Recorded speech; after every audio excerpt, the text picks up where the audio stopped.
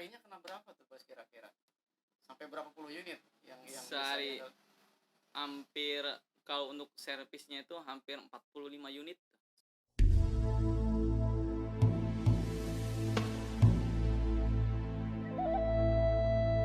Halo Sobat Inspira Live semua, masih bersama saya Kang Mus. Pada kesempatan kali ini luar biasa banget ya, kita bisa berkunjung atau visit ke tempatnya Kakak Bos. Pada kesempatan ini teman-teman, kita akan belajar termasuk bahasa kerennya apa ya, obrak-abrik, buka-bukaan mengenai rahasia bagaimana sih nih RJM dibangun ya dari awal sampai sebesar sekarang gitu. Bagaimana nih RJM dibangun gitu. Sebelumnya si bos ini pernah buka usaha atau memang kerja terlebih dahulu gitu awalnya? Awalnya saya tuh sekitar tahun 7 2007-an ya, Oh, 2007-an saya istilahnya ikut ke kakak saya yang di Bandung gitu kan. Oke. Saya ingin apalah kursus gitu kan, Iya, iya. kursus sepeda motor ya, di Montir atau montir, mekanik ya. basic saya kan tadinya bukan montir ini apa, Bukan bengkel sepeda ya? motor, Oh, tapi dulunya apa tuh? saya basicnya itu mekanik mobil. Dari mobil ya teman-teman. Dari Ini luar mobil. biasa. Dari mobil kemudian beliau ikut kursus mekanik sepeda motor mekanik ya, atau montir sepeda motor. selama 360 jam lah, 360 jam. Berarti berapa hari? Sekitar 2 bulan setengahan lah. 2 bulan setengah ya kurang lebihnya beliau kursus. Di daerah Gatot Subroto lah, sekitar situan lah. Bandung ya? Bandung. Nah, setelah kursus itu ya saya ada istilahnya magang lah setelah kursus itu. Saya magang di situ selama 2 bulan. 2 bulan. Harusnya sih 3 bulan. Tapi alhamdulillah pas 2 bulan saya magang, alhamdulillah diangkat jadi karyawan. 3 tahun lebih saya kerja di dealer SB itu. Nah, tahun 2010 saya pulang kampung. Ini di Majalengka nih mulai 2010 ya. 2010 sama posisinya mutasi dari sana atau memang Kakak Bos mulai lagi nih ngelamar kerja ke? Saya 2010 tuh maksa lah resign dari sana. Resign maksa gitu. Tapi alhamdulillah resign maksa juga kita dengan apa yang dealer-dealer di sana, hubungan kita baik lah ya istilahnya. Kita bukan kabur nggak jelas. Bukan kabur nggak jelas. Maksa untuk resign area pindah ke Majalengka. Apa pas saya ngelamar harus training lagi. Ya intinya saya mah suka apa, nerima tantangan lah. Iya, benar. Jadi benar. Saya yang dicari itu ilmu dulu. Kalau kata guru saya mah ya ilmu dulu, nanti uang ngikutin. Gitu. By the way, sehari dapat berapa tuh Bos selama masa training? 2010. Aduh, 2010 saya training selama hampir 3 bulan. Sehari cuma 15.000. 15.000 ya. 15.000. Luar biasa banget. 10 kali lipat gaji saya di Bandung lah. Tapi dengan memang di keyakinan saya jalanin ya, gitu, emang keyakinan saya kalau niat kita baik, Insya Allah pasti ada jalan lah. Bener. Lantas kemudian 3 bulan ini Kakak Bos jadi karyawan resminya juga. Berapa lama Bos di Majalengka kerja? Saya di Majalengka tuh 2010 start. Kebetulan tanggal 1 lah, 1 Juni. 1 Juni. Oke. 1 Juni saya alhamdulillah diangkat jadi karyawan tetap. Betul. Karyawan tetap. Nah, di situ udah mulai istilahnya kita menyusun rencana dari awal tuh. Oh, emang Kakak Bos juga pada saat berarti udah 3 tahun nih punya pengalaman dari Bandung pindah ke Majalengka, justru dengan sama jobnya sebagai mekanik juga. Udah punya rencana nih embrionya RJM gitu. Sudah.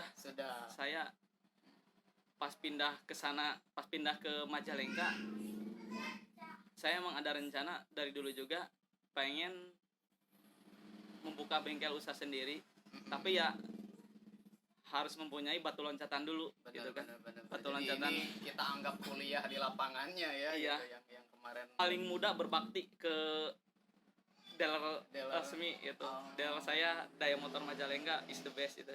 luar biasa ya. Saya hello teman-teman yang di Teman-temannya sana good job ya. semuanya. Barangkali besok lusa mau memperkuat RJM boleh. Iya, iya. Sorry bos. Nah, tadi kita kerja nih gitu. Untuk startnya nih RJM, berarti ide sudah dapat karena si bos juga sebagai seorang mekanik ya gitu. Kalau memang tidak semua mekanik punya goal pengen punya bengkel sendiri ya. Ada orang yang tadi senang dengan jenjang karir, saya pengen jadi kepala bengkelnya. Nah, ini si bos kapan nih kemudian memulai bisnis bengkelnya gitu? Apakah memang sambil kerja atau memang resign dari sana langsung buka bengkel? Mungkin bisa cerita ke teman-teman nih. Pas saya masuk Majalengka 2010, 2 tahun, berarti 2010 Berjalan ya?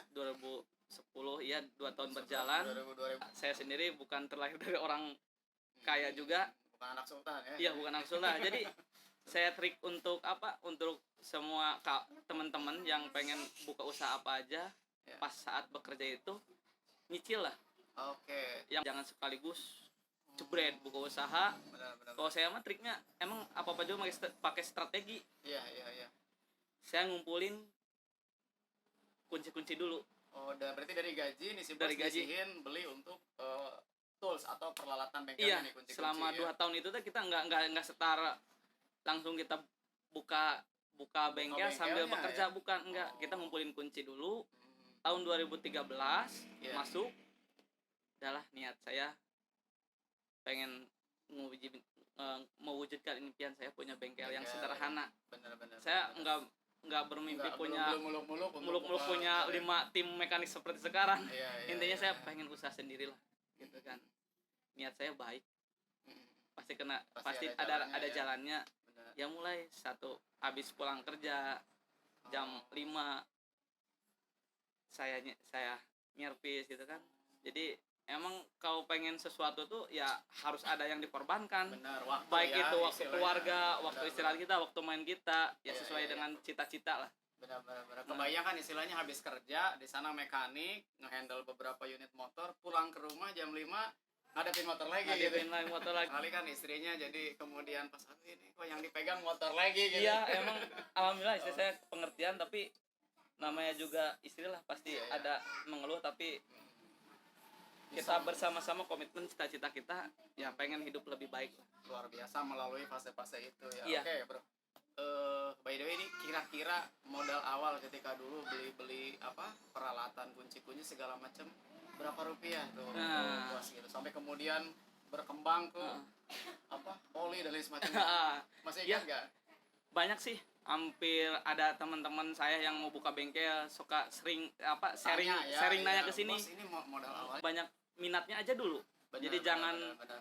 yang mahal-mahal atau yang cepet laku lah kayak Iya, gitu. iya. Tapi harus ekstra sabar lah, jangan Iya. istilahnya harus triknya. Nggak simsalabim Iya, kemudian. jadi harus benar-benar kita fokus memisahkan antara uang usaha kita sama uang kebutuhan kita.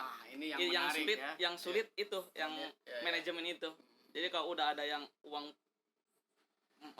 perusahaan itu udah tercaplok sama pribadi, Iya.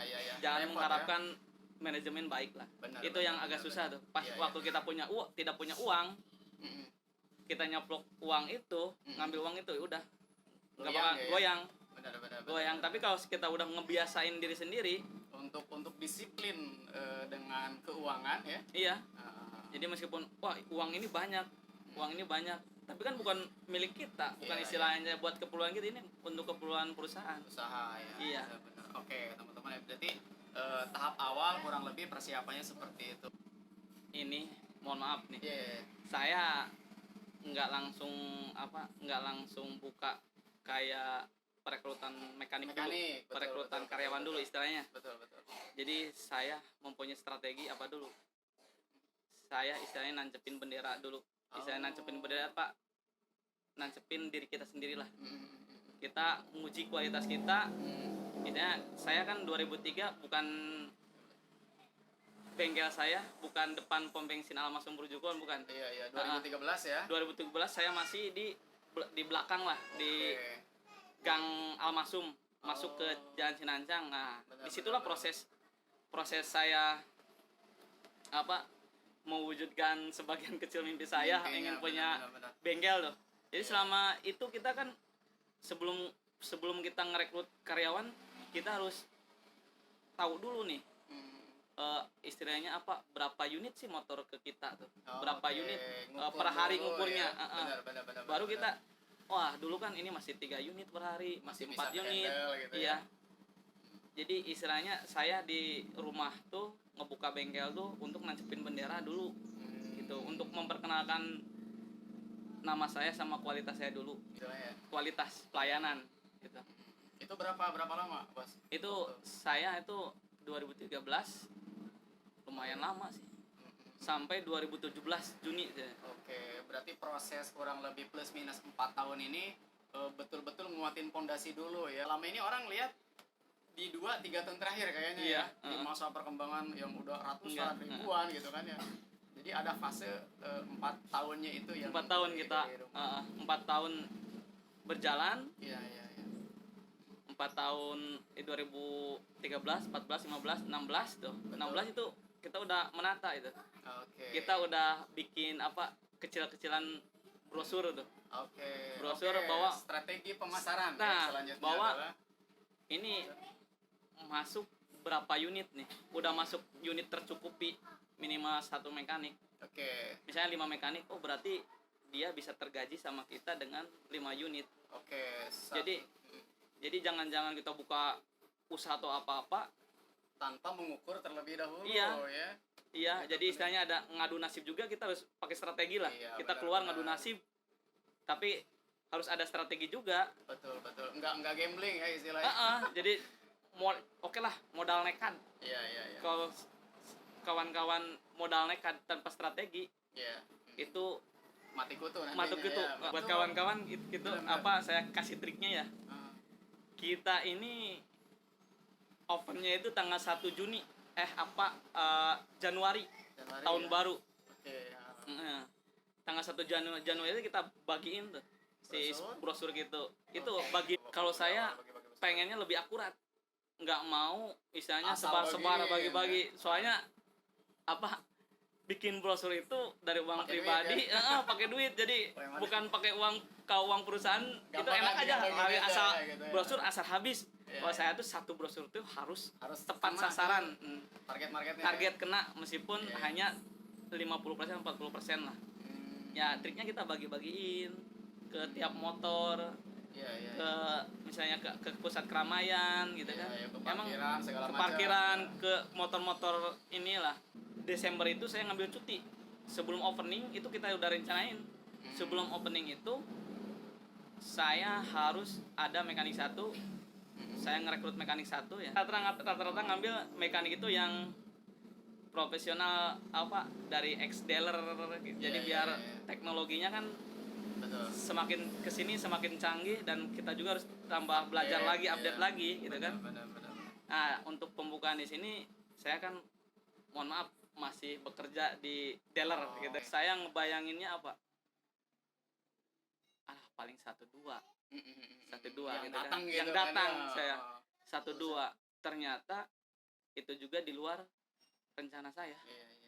Pas datang saya sendiri nyervis 28 unit. Alhamdulillah. Biasa 28 unit per hari. Itu selama 1 minggu. Alhamdulillah saya sendiri yang megang. 28 unit dipegang sendiri. 28 unit. Hampir 30 lah. Itu gila nggak sih, Bro? Gila banget itu. Saya juga nggak tahu saya nyervisnya kayak gimana, tapi saya juga yakin ya ini modal hasil. Saya juga nggak tahu itu kok bisa hampir 28 nyervis sama diri sendiri gitu kan. Sama satu orang paling kuat 10 unit per hari. Kita nyervisnya juga kita 1 2 3 4 5 dibabat itu. 5. Ada malaikat yang bantu. Jadi apa-apanya juga istilahnya buat kawan-kawan pakai trik lah. Iya, benar. Jadi kayak emang cuci strategi- kayak cuci motor kan nggak mungkin satu. ya, ya. Jadi babalin aja 4. Nanti kan di step by step, yang ini buka apa. Jadi itu kunci untuk mempercepat pekerjaan. Betul. Beliau cetak 1000 kartu, ke 1000 kartu kedua waktunya tuh cepat banget gitu. Jadi pertanyaannya, bagaimana nih ngabisin 1000 kartu member dalam waktu yang sangat singkat gitu. Ini gimana bos gitu? Apakah memang dengan metode sebar brosur lagi, atau memang ngefek setelah dari sebar brosur itu? Jadi orang pada mulut ke mulut ngasih tahu gitu. Seperti itu. Oke. Itu menarik banget. Kita cetak ke Kang Mus ya. Ada pengingat servisnya, ada histori riwayat pekerjaan di sepeda motornya, apa sih yang diganti, apa sih yang di itu. Jadi ada diagnosis seperti kita kalau ke dokter Ke gitu ya. dokter. Jadi kita Kalau ke dokter gampang, kan ada nih riwayatnya ya gitu. Jadi cara ngabisinnya ya kita beda lagi. Beda strategi ya. Beda strategi lagi. Kita menuju target konsumen sama saudara-saudaranya. Oke, I see, paham ya sekarang teman-teman. Jadi kalau satu orang dapat kartu servis, sekeluarga dia berlima motornya, bisa kemudian menghasilkan lagi 5 kartu member. 5 kartu member Iya. gitu. Jadi kita tanya konsumen, di rumah punya saudara enggak gitu. Di kartu itu kan ada garansi dan free free service kan. Benar. Di orang lain udah nggak ada free service, kalau kita tetap mempertahankan sebagai reward ke konsumen yang loyal gitu kan. Oke, ada free service teman-teman ya. Nah, cara ngabisannya kayak gitu. Nanti kita data ditulis, nanti data orang yang kita mau dibagi itu harus benar-benar valid. Intinya biar kartu itu nggak terbuang sia-sia lah. Istilahnya tepat ya, diterima tepat oleh sasaran, orang yang memang akan jadi loyal customer kita. Iya, gitu ya. dengan promosi yang konsumen yang datang sudah diservis, kualitasnya sudah kita cek, terus merasa puas, nanti dia ngerekomendasiin cerita. Ya, yang saudaranya di kasih member tuh nanti alhamdulillah nyervis ke RJM, dia juga minta lagi buat referensi lain. Nah, itu. Jadi ini kalau kita simpulkan di tahap keberapa nih? Tahap kedua ya setelah opening gitu. Ini ada namanya referral marketing gitu. Ini referral marketing bisa diterapkan juga di bisnisnya teman-teman. Boleh kasih reward tadi, service gratis atau mungkin ada diskon ya, Bos ya. Saya sering lihat tuh diskon 5% untuk part gitu ya, atau khusus untuk member. Ini menarik nih teman-teman. Lantas kemudian kartu yang sebanyak itu ya 1000, bisa dibayangin teman-teman, 1000 member artinya 1000 unit motor dalam waktu singkat gitu. Berarti per harinya kena berapa tuh Bos kira-kira? Sampai berapa puluh unit yang sehari bisa hampir, kalau untuk servisnya itu hampir 45 unit. Oke, kita kembali ke SDM ya Bos ya gitu. Kalau untuk riset produk nanti kita bahas berikutnya. Untuk pengembangan SDM nih Bos, berarti dari tahap 1 mekanik sampai kemudian sekarang ada 5 mekanik di depan gitu, yang dia berjibaku dengan segala macam kesibukannya, dan beliau ini sering banget upload antrian kendaraan yang siap digarap gitu dengan bahasa apa sih, kuda besi. Pertama itu saya ngerekrut dari background seorang mekanik. Oke, jadi asli mekanik nih yang direkrut sama kita. Asli yang profesional. Oke. Jadi biar resmi ya. Iya, biar kualitas ke konsumennya tidak mengecewakan. Oke. Tapi di sisi lain saya juga memberikan garansi, namanya juga manusia lah. Oke. Untuk kenyamanan konsumen. Di medsosnya nih, saya lihat nih Kakak Bos aktif banget nih di WhatsApp-nya, di Facebook-nya. Itu ngaruhnya seberapa besar sebenarnya ke perkembangan RJM? Ngaruh hampir 40%. 40% ngaruh kita medsos gunakan untuk promosi atau apalah. Benar.